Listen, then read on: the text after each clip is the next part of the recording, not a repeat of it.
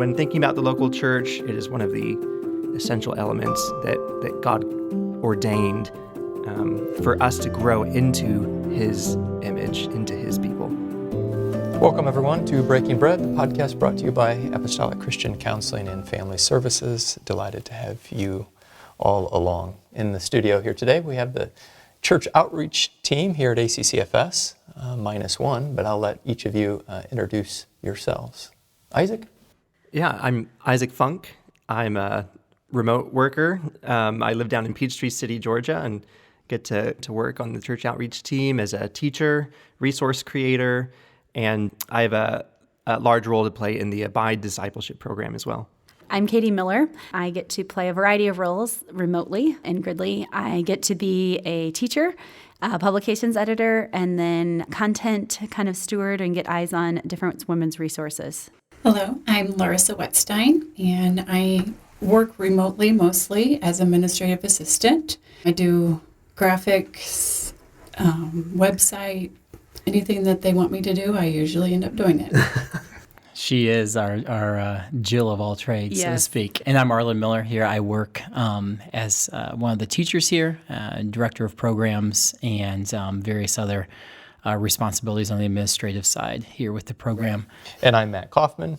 You know me mostly by voice, everyone, but I do organize and carry out these podcasts as well as a teacher on this team, and very glad to be so. Arlen, go ahead and mention Bill. He's Yeah, a Bill huge part of this Schmidt-Gall team. is a huge part, a legacy part in many ways of the program here.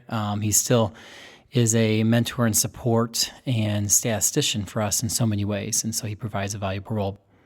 It's a privilege to work with this team, and we've had the counselors in this room doing some podcasting, and so it makes sense to bring you all in here, so thanks, all of you. I think there's something to be said, to bring clarity and help on what we do and why we do what we do. And so, Arlen, I'd like you to speak a little bit to maybe a guiding principle that this team has really chartered from ACCFS to carry out. Yeah, so Matt, the church outreach department of ACCFS is really centered around the local church. That's what we focus on. That's what we want to encourage and build up. And there's a guiding principle that we use when we think about this. How do we define the local church? For our purposes, the local church is a God-ordained community that's designed to help, nurture, and encourage growth in its members. And we want to build that up. We want to encourage that. We want to provide resources to support that and work with the local leadership as we do so. I think that's a really helpful setup, and we started here by introducing ourselves and the outreach team, and really would like that to fade a bit in this conversation and to have folks leave this listen inspired by the local church and encouraged. Isaac, as you think about local church, speak a little bit about some of God's purposes in the local church. We're not going to be able to cover them all, for sure. Sure. But those that certainly intersect with what we do. Yeah, so I love that Arlen read the charter like that, about helping, encouraging, nurturing the spiritual growth of all the members in the church. And that happens in a variety of ways in the local level. We're all familiar with the Sunday sermon and all of the teachings and things that come through the local church that are just essential elements to our growth. But even beyond that, I think what we oftentimes focus even more on is kind of what happens beyond the sermon, what happens on a relational level, what happens in a caring for people level, because that's where a lot of the real transformative work that happens in people's lives actually occurs. It's in those relational, loving attachments that you start to build with a local community of believers. When thinking about the local church, it is one of the essential elements that God ordained for us to grow into His image, into His people. Mm-hmm. Those relationships and that interaction is where a lot of that growth and nurture and encouragement takes place. God has brought people together into a time and a place that maybe aren't of our own choosing, but they are exactly what we need to help us and support us and encourage us. And that's the beautiful working of God. But there's a depth there to the local church that we want to advocate for. Well, and God saves us together. I love Acts 2 and the capturing of the early church and how that there with the day of Pentecost and it says that He added to the church. He added to them. It would seem that God very much was delighted to save people individually, yes, but save them corporally, yes. And so He would save this together, right? Which is exactly where this would come from. Here at ACCFS, we have the clinical side, the counseling and so forth that happens in office or remote sessions.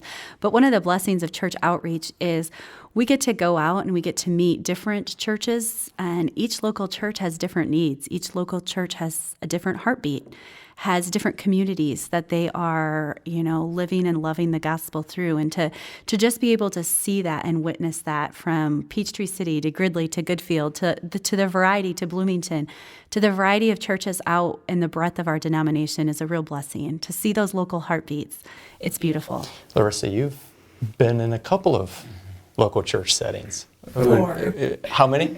4 different local Yeah. So that She would wins that certainly- award. That certainly would mold your view of what church looks like and what church has been for you and your family. Definitely more towards the relational side when it came to church community. Obviously different, wide variety of people that lived in each area, in each community. I grew up in Goodfield, and when we were first married, we went to Gridley for a year and a half, and then we moved to Southern Illinois, which took us to St. Louis Church. And then we've also been part of Belvedere Church. Now we're back at Goodfield. Did you just keep getting voted off the island? Is that kind of what happened there? God just keeps moving us His guys around. are straight, right? Has blessed us with many different relationships in our life. And so when you look back at those different relationships and just think of, I'm guessing you can picture faces and names and couples that have poured into your life and have shaped a little bit who you are because of that experience. Yes, I've had several mentors from all the different churches, and so trying to bring those qualities that they have shared with me into new relationships that I've create from now on. And I imagine there's even a stability that occurs when you're able to go from place to place geographically, but be found by a group of people who have a shared identity together. An identity. We have individual identities, but we also have group identities. Sure. You settle into that and you can breathe almost like a sigh of relief, like, okay, like I know these people, they know me, I know what we're all about. Mm-hmm. Yeah, it brings a level of comfort. Yeah. When you step in, since you have this almost the same identity, then you can feel more comfortable a little bit quicker and right. A sense of coming home, yes. even though this is a new home. Yeah. Mm-hmm. Katie, I really appreciate you talked a little bit about the outreach team, and we do get out into the churches and that type of thing. And that's because we believe that there is so much value in supporting the local church. ACCFS has never intended to replace the local church. Yeah. We would fail to try to do what the local church does so well. And so to think of us as some sort of outsourcing is not the right way to think of ACCFS, right? Not at all. Yeah, no, I would say that when we do our job best as a church outreach team, to use that language, it's when we fade into the background and the local church is left equipped and encouraged and able to go about what God has called it to do. Mm-hmm. Perhaps we're called in to start a conversation or to raise a topic that's maybe a little bit hard to raise, and it helps to have someone speak in with a little bit of experience or language or something along those lines. But then we want to quickly move to that place where, okay, church, how do you take this and how do you move on from here in a way that nurtures, encourages, and builds up that local body? We're seen as a proactive equipper equipping the local church. And, I hadn't thought about it that way maybe, but, okay, we can do this, local church. We're able to now maybe have some vocabulary and talk about things like sexual purity and some resources that, the counselors in conjunction with outreach have kind of created, whether it's pointing to a course, one of our online courses, or pointing to some articles or podcasts, just to be an encourager and a connector. There is a need to proactively get some of these messages out to the church. There's wonderful reactive counseling that takes place. People come through these doors and receive help, hope, and growth every day by God's grace. But how do we proactively go out there and encourage the church to be the church? You will never have enough counselors to meet the needs of that are out there. But God didn't design it that way. He designed that local church to help in so many ways. And so proactively, the charge was, how do we encourage, teach, create resources, model, build up the local church to be who God has called it to be? Because we have such a profound respect for the Holy Spirit working among people. But that Holy Spirit, that's God's big idea among His people, to care for them. It's really a beautiful picture, and it's a really beautiful intent. It's both beautiful and useful, you could say. And yet, church can be difficult. And to not say that sometimes church hurts and their problems arise in local church, I think we would be disingenuous. So how do we process that?